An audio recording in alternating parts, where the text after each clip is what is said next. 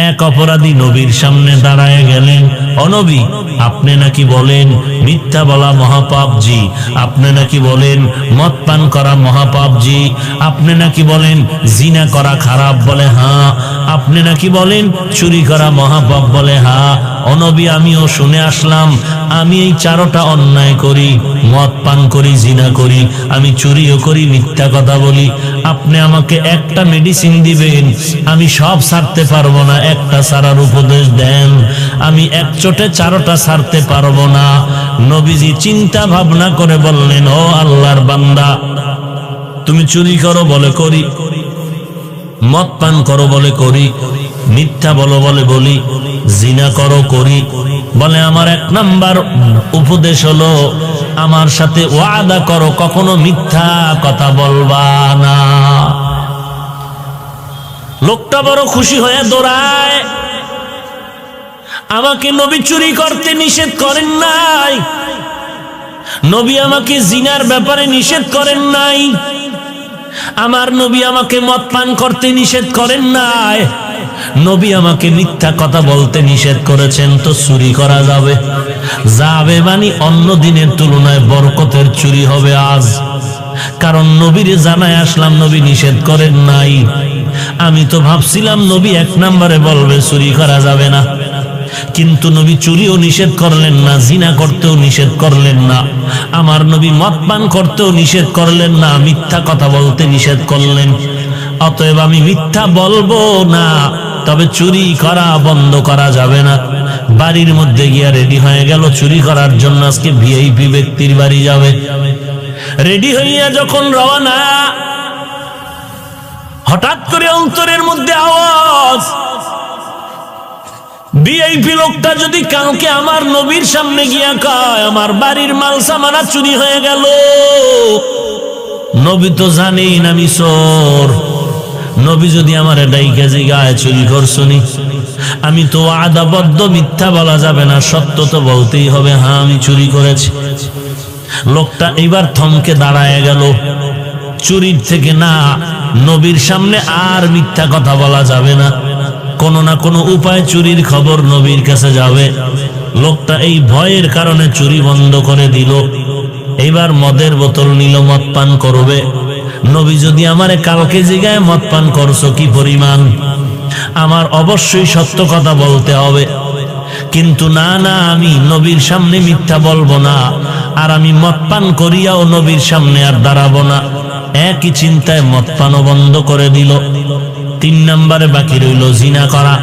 আল্লাহর বান্দা একই সিস্টেমে জিনাটাও বন্ধ করে দিয়া নবীর দরবারে দৌড়ায়, ডাক দিয়া কয়, ও পয়গম্বর, আপনিই তো হলেন সৃষ্টির শ্রেষ্ঠ ডাক্তার, এমন একটা ঔষধ আমাকে দিয়েছেন, একটা মেডিসিনের কারণে আমার সব অন্যায় ধ্বংস হয়ে গেল। ইমামুল আউয়ালিন আল আখিরিন, বাহরে সাদকা রাহমাতাল লিল আলামিন, সাইয়্যিদুল কাউনাইন খাতমুল মুরসালিন, আখির আমদ বুয়াদ ফখরুল আউয়ালিন, শুদ্ধ ওজুদাস রাহমাতাল লিল আলামিন, মসজিদে ঔষধ হামারো জমিন। খারাপ লাগে আপনাদের?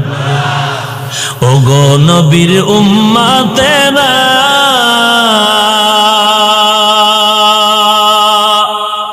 হয়ে আজি দিশাহারা, কোরআন হাদিসের চলো যখন যাহা চায় মনে, নবী বিনে কে তরাবে পুলসিরাত মিজানে, নবী বিনে কে তরাবে পুলসিরাত মিজানে, নবী আমার জীবন ভরে দিনের লাগি কষ্ট করে, দান দান শহীদ করিলেন ওহুদেরই ময়দানে, নবী বিনে কে তারাবে পুলসিরাত মিজানে, নবী বিনে কে তারাবে পুলসিরাত মিজানে। এমন এতিম নবী আমার, পিতা মাতা নাই যে তার, তারপরেও কত মারা মারলো তাকে দুশ্মনে। নবী বিনে কে তারাবে পুলসিরাত মিজানে, নবী বিনে কে তারাবে পুলসিরাত মিজানে। চলো চলো চলো মুমিন চলো নবীর সন্ধানে, নবী বিনে কে তারাবে পুলসিরাত মিজানে, নবী বিনে কে তারাবে পুলসিরাত মিজানে। এরে নবীর উম্মতের দল,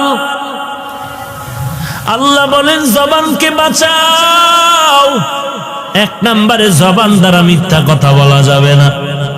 মিথ্যার পাহাড় যদি গরু, কি লাভ হবে? কবরে যাওয়ার আগেই তো বিচার হয়ে গেল। এরে আল্লাহর গোলাম, মিথ্যার আশ্রয় নিয়ে টাকার পাহাড় বানায় কি লাভ? এক সময় দেখা গেল ওই টাকা তোমার হাত থেকে হাতছাড়া হয়ে গেল, জেলখানার মেহমান তুমি, বোনাস। ওই 10 তলা বিল্ডিং করে কি লাভ? মিথ্যার আশ্রয় নিয়ে মানুষের উপরে জুলুম করে তুমি বাড়ি করলা, কি লাভ হবে? যেই বাড়ি আসিয়া রাজুকের লোকেরা ভেঙ্গে দিল। ওই সন্তানের বাবা হইয়া কি লাভ? যেই বাবা সন্তানের কারণে জেলখানার আসামি হয়ে গেল। ওই স্ত্রীর স্বামী হয়ে কি লাভ? যেই স্ত্রীর কারণে স্বামীর হাতে জেলখানার হ্যান্ডকাপ লেগে গেল। এরে নবীর উম্মতের দল, ফল যদি ভালো খেতে চাও ভালো গাছ লাগাও, ভালো জিন্দেগি যদি চাও, সুনামের জীবন যদি চাও, ভালো সন্তানের মা বাবা যদি হতে চাও, আগে মা বাবা তুমি ভালো হয়ে যাও। हकीकत से तो दुनिया बेखबर है, दुनिया की नुमाइश पर नजर है। সন্তানকে কন্ট্রোল করতে পারে না বাবা, পারবা কি করে? তুমি তোমার স্ত্রীর সাথে ঝগড়া করো সন্তানের সামনে বসে, তুমি সন্তানের সামনে স্ত্রীকে গালাগালি করো, সন্তান গালি শিখবে না তো কি শিখবে? আমাকে বুঝাও। এজন্যই ইমাম গজালি, বিশ্ববরেণ্য দার্শনিক ইমাম গজালি, জবরদস্ত একজন বুজুর্গ, তিনি বলেন প্রত্যেকটা সন্তানের জন্য তার শিক্ষিকা হলো 1 নম্বরে তার মা। মা যা শিখাবে সন্তান তাই শিখবে। ভাইরা আমার, জবানের হেফাজতের জন্য 1 নম্বরে মিথ্যা কথা বলা নিয়ত করা যায়নি। মিথ্যা কসম খাওয়া যাবে, মিথ্যা সাক্ষী দেওয়া, গলায় ছুরি আসবে মরে যাব, মিথ্যা কথা বলবো। রাজি আছেন? আল্লাহর কাছে মনে মনে তওবা করেন, আল্লাহ মিথ্যা কথার থেকে মেহেরবানি করে জবানকে বাঁচায়া দাও। আমিন আইয়ে না? জবানের হেফাজত করো রে ভাই। 1 নম্বরে মিথ্যা কথা বলা যাবে না। 2 নম্বরে জবান দ্বারা গালাগালি করা যাবে না। যাবে? গালি দেওয়া হালাল না হারাম? আল্লাহ পাক রব্বুল আলামিন বলেন, কুল্লি ইবাদি ইয়াকুলুল্লাতী হিয়া আহসান ইন্নাশ শাইতানা ইয়ানজাগু বাইনাহুম ইন্নাশ শাইতানা কানা লিল ইনসানি আদুওয়াম মুবিনা। জবানের হেফাজতের জন্য 2 নম্বরে গালাগালি করা যাবে। আল্লাহ বলেন, ও নবী, মুমিনদের জানায় দেন কাফেরের সাথে যেন ব্যবহার ভালো করে, খারাপ না করে। কেন কেন? আল্লাহ পাক কারণ দর্শায় বলেন, শয়তান চায় কাফের আর মুমিনের মাঝে ঝগড়া লাগায় মুমিনের ক্ষতি করবে। আজীবনের জন্য কথাটা মনে রাখবেন, মুসলমানের সাথে কারো ঝগড়া লাগা, বেঈমানের ঝগড়া তর্ক, এতে বেঈমানের কোনো ক্ষতি নেই, সব ক্ষতি মুসলমানের। অতএব আমরা কোনো তর্কে জড়াবো না, গালি দিব না, গালি দেওয়া হারাম। মদিনার নবী বলেন, দুইটা জিনিস হেফাজতের যদি জিম্মা নিতে পারো, আমি নবী তোমাকে জান্নাতে নেওয়ার জিম্মাদারি নিব। قال النبي صلى الله عليه وآله وسلم من يزمن لي ما بين لحييه وما بين رجليه أزمن له الجنة। এক নম্বরে ঠোঁটের ভেতরের জবান হেফাজত করো রে ভাই, দুই নম্বরে লজ্জাস্থানের হেফাজত যদি করতে পারো, আমি নবী ওয়াদা করলাম তোমাকে নিয়ে জান্নাতের মেহমান খানায় যাব। জবানের হেফাজতে মিথ্যা কথা বলা যাবে না, দুই নম্বরে গালাগালি করা যাবে না। নবী বসে আছেন, আবু বকর সিদ্দিক পাশে বসে আছেন। এক ইহুদি আইসা আমার নবীরে গালাগালি শুরু করলো, অকথ্য ভাষায় গালাগালি। নবী চুপ হয়ে আছেন, আবু বকর চুপ হয়ে আছেন। আবু বকর জবাব দিতে চায়, নবীরে গালি দিবে, চুপ থাকার তো কোনো সুযোগ নাই। নবী বুঝায় দিলেন, চুপ থাকো। আবু বকর কোনো জবাব দিও না। কতক্ষণ চুপ থাকা যায়? আমার আব্বারে গালি দিলে কতক্ষণ ধৈর্য ধরা যায়? আমার ওস্তাদের গালি দিলে কতক্ষণ ধৈর্য ধরা যায়? আর সেই জায়গায় আমার নবীরে গালি দিলে কিভাবে ধৈর্য ধারণ করব? আবু বকর দাঁড়াইয়া ইহুদির গালির জবাব দিতে আরম্ভ করলেন। আমার নবীর মনটা বেজার হয়ে গেল। ইহুদি চলে যাওয়ার পরে আবু বকর বললেন, নবী মনটা বেজার করলেন, কারণটা কি? আল্লাহর নবী বলেন, হে আবু বকর, এতক্ষণ তুমি জবাব দাও নাই, আমিও দেই নাই। আল্লাহ পাক রব্বুল আলামিন আমার এই চুপ থাকার কারণে আল্লাহ ফেরেশতা পাঠাইয়া ইহুদির জবাবের ব্যবস্থা করেছিলেন। যখন তুমি জবাব দিতে আরম্ভ করলা, তখন আসমান থেকে ফেরেশতা আবার বিদায় নিয়ে চলে গেল। অতএব গালি দেওয়া যাবে না। ক্বালান নবিয়্যু সাল্লাল্লাহু আলাইহি ওয়া আলিহি ওয়া সাল্লাম, সিবাবুল মুসলিমি ফুসুকুন ওয়া কিতালুহু কুফরুন। আল্লাহর নবী বলেন, এক মুমিন আর এক মুমিনের বিরুদ্ধে লড়াইয়ের ঘোষণা দেওয়া বেদিনের কাজ, আর এক মুমিন আর এক মুমিনকে গালি দেওয়া পাপিষ্টের কাজ। জবানের হেফাজতের 3 নাম্বার। 1 নম্বরে গেল মিথ্যা কথা বলা যাবে না, 2 নম্বর গেল গালাগালি করা যাবে না, 3 নম্বর জবান দ্বারা কারো গীবত শিকায়াত করা যাবে না। গীবত বুঝেননি? লোকটা দোষ করছে, ওইটা পিছে বলা গীবত। আর একটা হলো দোষ করে নাই বানাইয়া বলা, এটা হইল তোহমাত, অপবাদ। আল্লাহ কি বলছেন এই মেহমানদের জন্য যারা গীবত করে? ওয়াইলুল লিকুল্লি হুমাযাতিল লুমাযাহ। আসেনি এরকম একটা সূরা? বাংলা তরজমাটা পড়ে দেখেন তো কি পরিমাণ গীবত করনেওয়ালা মেহমানদের ব্যাপারে আল্লাহ কি বলছেন। ওয়াইলুল লিকুল্লি হুমাযাতিল লুমাযাহ, ওয়াইল জাহান্নাম তাদের জন্য যারা মানুষের গীবত করে, শিকায়াত করে, যারা মানুষের নামে বানায় বানায় মিথ্যা তোহমত দেয়, অপবাদ দেয়। ভালো করে মনে রাখবেন, গীবত জবানে বলা যেমন গুনাহ, কানের মধ্যে শোনাও তেমন গুনাহ, ফেসবুকে লেখাও তেমন গুনাহ। আপনারা তো কেউ গীবত করেন না। এরে আল্লাহর গোলাম, ঘরের মধ্যে গিয়া ম্যাডামের সামনে নাম নিয়া নিয়া কি পরিমাণ গীবত করেন। অমুকে ভালো না, অমুকে ভালো না। একবারও তো নিজের দিকে তাকায় দেখলেন না নিজের কি হালাত। আপনি আঙ্গুল উঁচু করে দিলেন, তুই খারাপ, তুই খারাপ। একজনে কয়, দেখ নিচে 3 আঙ্গুল তোর, নিজেকে বলে তুই নিজে খারাপ। এক আঙ্গুল আপনার দিকে দিয়া বললাম তুমি খারাপ, আর আমার বাকি 3 আঙ্গুল নিচে দিয়ে আমার দিকে ইশারা করে বলতেছে আমি আগে খারাপ। এনে নবীর উম্মতের দাল, আল্লাহর নবী বলেন আল গীবাতু আশাদ্দু মিনাজ জিনা, গীবত করা জিনার থেকেও মারাত্মক অপরাধ। কারণটা কি? কোন বান্দা যদি জিনা করে তওবা করে লজ্জা পায়, আর যারা মানুষের নামে বদনাম বলে ওরা লজ্জাও পায় না, মন ভরে খুশি হয়, দিছি রে, বাপের বেটা হইলেই পারে, আর কেউ পারে? আজকে মুখ হুজুরের দিলাম, কালকেও মুখের দিলাম, ও দিতে দিতেই গেল। তো দিতে দিতে এক সময় দেখবে দেওয়ার মতো আর কিছু নাই, এবার পাইতে থাকবে। কি ভিড়া যে ভাইব, দুনিয়ার ভিড়া, মরণের ভিড়া, ফুলসিরাতের ভিড়া, উপায় নাই রে গোলাম। কত মানুষের বদনাম গেছো,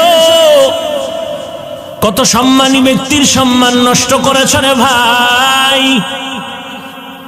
অথচ হাদিস শরীফে রাহমাতুল লিল আলামিন কি মজার কথা বলেছেন, এক ভাই যদি আর এক ভাইয়ের দোষ গোপন রাখো, কিয়ামতের এরে আমার কলিজার যুবক,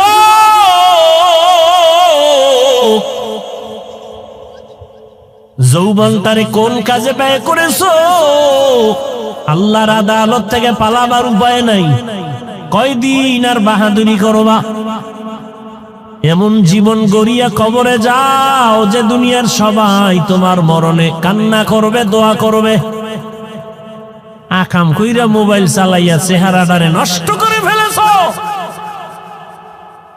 চেহারার দিকে তাকাইলে মায়া লাগে না, অথচ যুবকের 40 বছর পর্যন্ত চেহারা নষ্ট হবে না, কোনো ক্রিম লাগবে না, মেডিসিন লাগবে না। ও যুবক, বলো তোমার 40 বছরের আগে চেহারা কেন নষ্ট?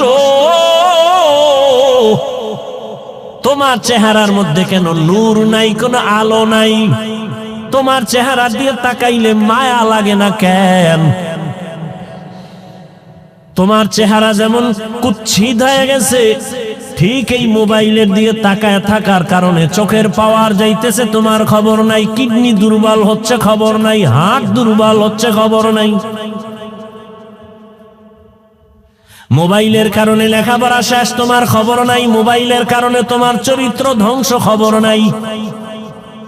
বিয়ে টিয়া করিস না জীবনে, বউয়ের হক আদায় করতে পারবি না, সেখান থেকে আবার অভিশাপ আসতে থাকবে। রাগ করিস না, যেগুলো দরকারি এটি বলতেছি। রাগ করো কেন? অন্যায় করছো, অনুতপ্ত হও, তওবা করো।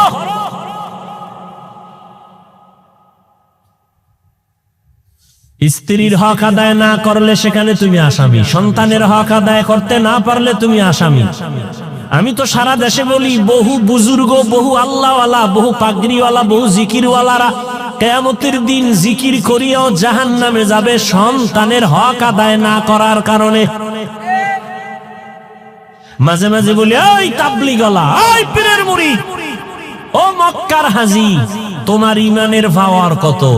টের পাওয়া যাবে মাইয়া বলার বিবাহের সময়। হাজী সাহেবের ইমানের পার্সেন্ট কত? কয় টের পাওয়া যাবে মাইয়া বলার বিয়ার সময়। উপরে উপরে বলে কিচ্ছু চাই না, ভেতরে ভেতরে বলে এটা দিল না কেন? এটা কি মানবতা হলো? এটা দিল না কেন, সেটা দিল না কেন? গায়ে হলুদ ছাড়া বিয়া হয় না হাজী সাহেব। তুমি কিসের পীরের মুরিদ, কিসের তাবলীগওয়ালা? গায়ে হলুদ হারাম, তোমার ঘরে কেন চলে? ডেক্সেট চলে, বিবাহের অনুষ্ঠানে গান চলে, কল্পনাই করা যায় না। বিধর্মীদের যে আড্ডা, এর থেকে বেশি চলে মুসলমানের ঘরে। হাজী সাহেব ভিআইপি প্যাকেজের হাজী, হ্যাঁ গিয়ে লাইভ দেয়, লাইভ বয় হয়ে গেছে, লাইভ বয়। ফেরাউনের বাথরুমের সামনে গিয়ে কয়, তোমরা জানো নি আমি এখন কোথায় আছি? তোমরা সবাই থাকো,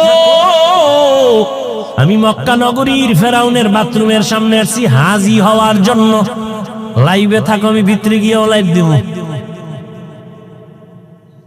কিতনা বড় বেহায়া বেলাজা! রসুলের রওজায় গেলে মানুষ কান্না করে বেহুশ, কিন্তু কত নিমক হারামরা ওখানে গিয়া মোবাইলে লাইভ দেয়, কান্নাকাটি নিজেরটাও নাই, অন্যের কান্নাও বন্ধ করে দেয়। এ হজ করতে গেছে, আল্লাহ হেদায়াত দান করুন। আলহাজ না বললে মেজাজ গরম হয়ে যায়, কেমন আজি। রসুলের সহি হাদিস বলার সময় নেই। কিয়ামতের দিন নিরেট আলেম জাহান্নামের হ্যান্ডকাপ লাগায় দিবে আল্লাহ। নিরেট ওনার আলেম হওয়াতে ভেজাল ছিল না। দুনিয়ার সব মানুষ বলবে ভালো আলেম, কিয়ামতে আল্লাহ বলবে রে জাহান্নামের হ্যান্ডকাপ লাগা ধর। ফিলিস্তিনের জমিনে যুদ্ধ করে শহীদ, দুনিয়ার সব মানুষ বলে পিওর শহীদ। আল্লাহ কিয়ামতের ময়দানে বলবে শহীদ আয়, জাহান্নামের হ্যান্ডকাপ লাগায় জাহান্নামে নিয়ে যাও। কারণ শহীদ হইছে মানুষ তাকে বীর যোদ্ধা বলবে এই সুনামের জন্য। মাওলানা হইছে মানুষ তারে মাওলানা বলবে, আলেম বলবে এই সুনাম অর্জনের জন্য। দানবীর দান করছে তাকে সবাই শিল্পপতি বলবে এই সুনামের জন্য। এর ধর। এদের যদি হালাত হয় আপনার আমার উপায় কি? এই জন্যই তো সাহাবায়ে কেরাম মৃত্যু পর্যন্ত শুধু কান্নার আওয়াজ, শুধু কান্নার আওয়াজ, কান্নার আওয়াজ। ও তাবলীগওয়ালা ভাই, ও পীর সাহেবের মুরিদ, ও হাজী সাহেব, ভালো করে মনে রাখেন, কিয়ামতের ময়দানে সন্তানের হক আদায় না করার কারণে আপনি হাসরের ময়দানে জাহান্নামের হ্যান্ডকাপ আপনার হাতে লেগে যাবে। জান্নাতে তো সোজা না। ইয়া আইয়ুহাল্লাযীনা আমানু কু আনফুসাকুম ওয়া আহলিকুম নারা আকুদুহান নাস ওয়াল হিজারা আলাইহা মালাইকাতুন গিলাযুন শিদাদুন লা ইয়াসুনাল্লাহা মা আমারাহুম ওয়া ইয়াফআলুনা মা ইউমারুন।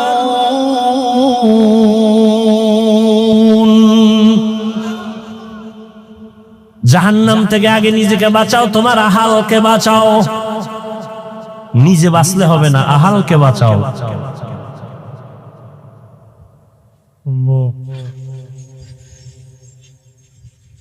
এরে আমার কলিজার যুবক, আমি এতক্ষণ চিল্লাইতেছি, একবারও বলি না তুমি তাবলীগে না গেলে জাহান্নামে যাইবা। বলছি তুমি পীরের কাছে যদি না যাও জাহান্নামে যাইবা, বলি নাই। তুমি যদি কওমি মাদ্রাসায় না পড়ো জাহান্নামে যাইবা, বলি নাই। বরং আমি বলি সারা দেশে যুবক, তুমি স্কুলে পড়ো, কলেজে পড়ো, চাকরি করো, ব্যবসা করো, ডাক্তার হও, ইঞ্জিনিয়ার হও, প্রফেসর হও, তোমাকে ধন্যবাদ জানাই গেলাম। তুমি একজন ডাক্তার হও, বাধা নাই। তুমি ইঞ্জিনিয়ার হও, বাধা নাই। তুমি প্রফেসর হও, বাধা নাই। তবে এক জায়গায় বাধা, বেয়াদব হইও না রে বাবা। তোমার ব্যবহারে কোনোদিন যেন মা বাবা কষ্ট না পায়, তোমার ব্যবহারে কোনোদিন যেন শিক্ষকেরা কষ্ট না পায়, তোমার আচরণে কখনো যেন আলেম ওলামা মুরব্বীরা কষ্ট না পায়। যদি কষ্ট পায় বরদোয়া লেগে যাবে, মরার আগে পঙ্গু হয়ে যাবা। মা বাবার বরদোয়া লাগলে জীবন শেষ। শিক্ষকের বরদোয়া যদি কপালে লাগে লেখাপড়া ধ্বংস। আলেম ওলামার বরদোয়া লাগবে তো তোর চরিত্র ধ্বংস। স্কুলে পড়ো, ডাক্তার হও, তবে আদওয়ালা ডাক্তার হও, আদর্শবান ডাক্তার হও। মা বাবার দোয়া, শিক্ষকের দোয়া, উলামায়ে কেরামের দোয়া নিয়ে আগাও। জীবনটা ফুলের মতো হয়ে যাবে। ডাক্তার হলো দেখবা সম্মানের সীমানা নাই। বিদেশে তোমাকে হায়ার করে নিয়ে যাবে ডাক্তার। এরকম ডাক্তার আমাদের দেশে নাই। তোমার মতো মোবাইলে আকাম করলেই সুনাম হইতো না, হইতো। আল্লাহ হেদায়াত দান করুন। জীবনে কি অর্জন করলাম? মা বাবার সাথে বেয়াদবি, শিক্ষকের সাথে বেয়াদবি, আলেমদের সাথে বেয়াদবি, বন্ধুদের সাথে বেয়াদবি। মনে হয় তুই মইরে গেলে সবাই খুশি, এমন একটা জীবন কামাই করলি যে মরলেই মা বাপ খুশি, যে একটা বালা গেছি গা। চরিত্র এত খারাপ যে মইরে গেলে মা বাপ খুশি। কেমন পোড়া কপাল তোমার।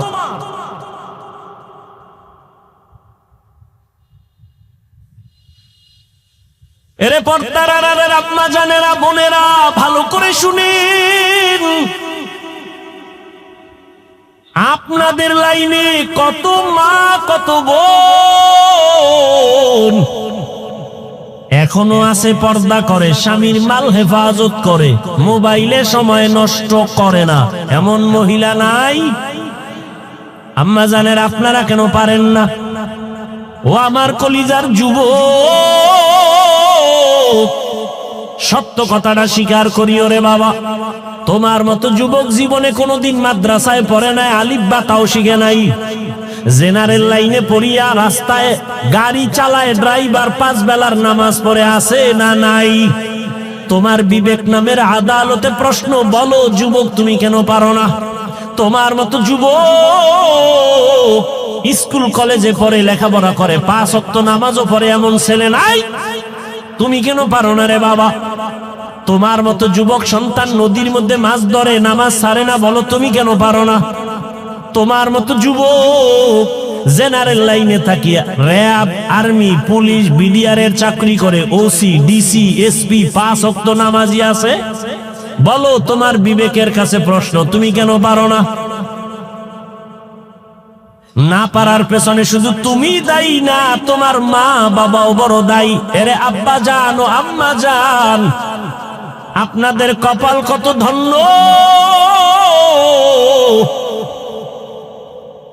আল্লাহ আপনাদের সন্তান দান করেছেন। কত মা বাবা কান্না করে তকবীর নেয়, বিয়ে করছে 10-12 বছর হইছে, সন্তান হয় না, এরকম নাই? আর আল্লাহ আপনাদের সন্তান দান করেছেন। এই যে আমার কলিজার টুকরা মাহমুদ, মাসুম, 2টা ছাত্র, আমার ছাত্র, গর্ব। ওর বাবা আলেম, এই যারা চিনেন বলেন বাবা আলেম।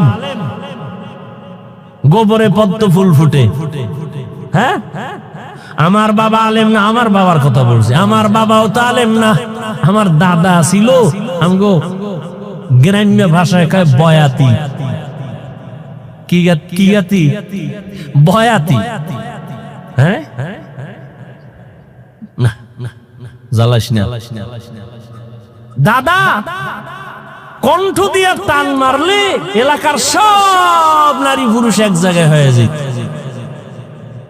যেই কণ্ঠ, আমার বাবার কণ্ঠ সুন্দর, চাচার কণ্ঠ, ছোটবেলা কবিতা পড়তো শুনতাম, দুপুরে খাইয়া শুয়েই কবিতায় টান মারতো। যে দাদার বাবার একটা টান। চরমনায়ের জমিনে ঘুমন্ত সৈয়দ ইসহাক রহমাতুল্লাহ আলাইহির হাতে গড়া কলিজার টুকরা কেওড়া বুনিয়ার পীর আব্দুর রশিদ রহমাতুল্লাহ আলাইহি, তার নেক নজর লাগছে, সোয়া লাগছে তো দিনের আলো কলিজায় ঢুকে গেছে। আমার বাবা আলেম যদিও হতে পারেন নাই, কিন্তু 3টা সন্তানকে আলেমের রাস্তায় নিয়ে আসছেন।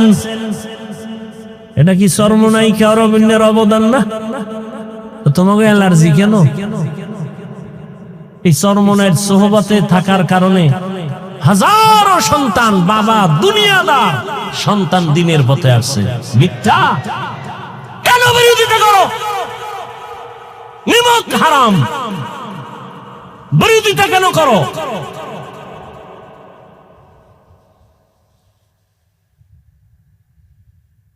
আল্লাহ কারে দিয়ে হেদায়েতের দরজা খুলবে বলা যায় না। নিজের চিন্তা করো, আর একজনের উপর আঙ্গুল তুলো কেন?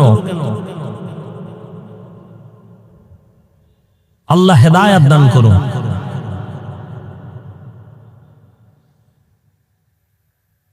এরে নবীর উম্মত, ওরে পর্দার আড়ালের আম্মা জান, আপনার জীবনটা কতই যে ধন্য।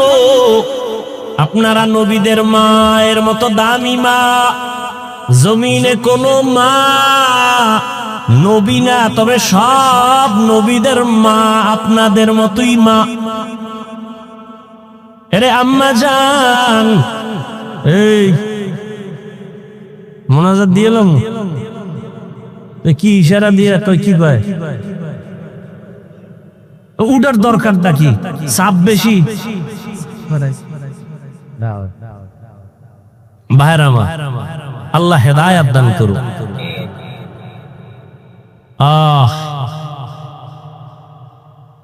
বেশি জরুরি থাকলে যাও ভাই, পেছ লাগা বাবার বইয়ে কোন ঘটনা ঘটাই এলাও, যাও।